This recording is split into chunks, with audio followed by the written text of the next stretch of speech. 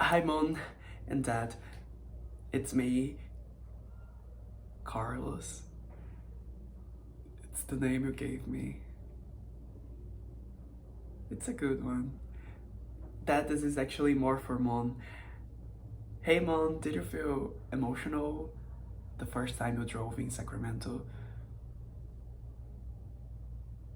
Cause I did.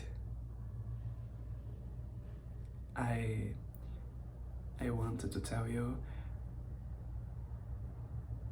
but we wasn't really talking when it happened. I don't know why, but all those bands that I've known my whole life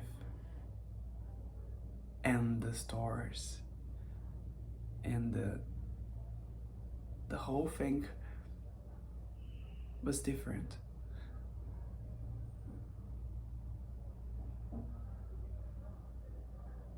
But I want to tell you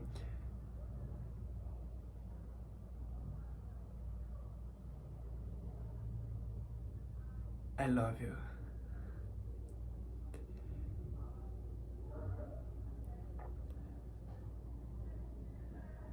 Thank you.